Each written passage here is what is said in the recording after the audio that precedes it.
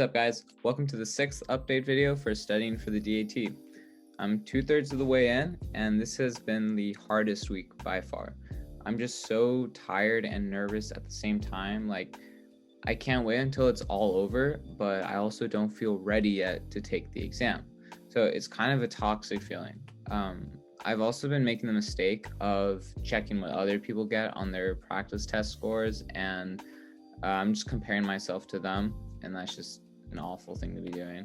You guys know by now, though, that I'm using DAT Bootcamp as my primary study resource, and they've got a really easy study schedule to follow that I would honestly recommend to anyone.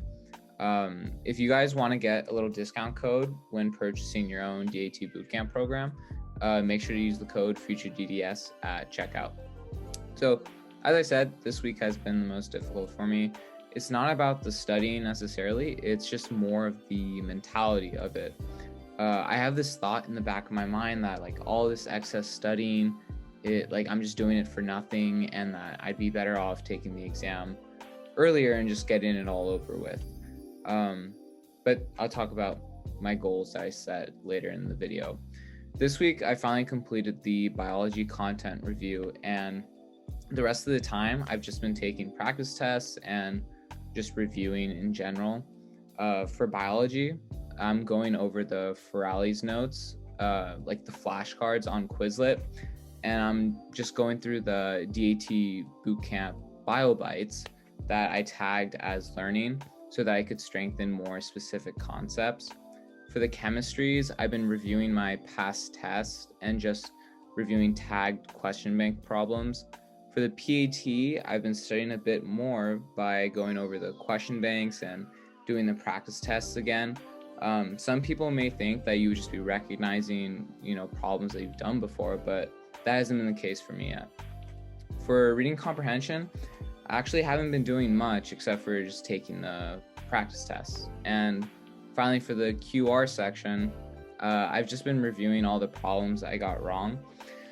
And in general, for all the questions that I do get wrong, like in any section, I'll just review it multiple times and build I'll just build mental models so that I never have to make the same mistake twice. So, as I said, I'm taking way more practice tests this week, so I'll just list off my scores. So I got 2 24s and a 23 in biology. I got a 26, a 30, and a 24 in organic chemistry. I got a 23 on the PAT test. I got a 21 in the reading comprehension, and a 21 and 2 25s in the quantitative reasoning section. And side note, I love how I said last week that I was feeling like stronger in quantitative reasoning, and then literally the next day I bombed the first practice test, so that was great. So with 100% honesty, I'm not satisfied with my practice test scores. I just feel like they don't reflect the amount of work that I've put in, and they're not continually increasing, which doesn't meet the goal that I set for myself.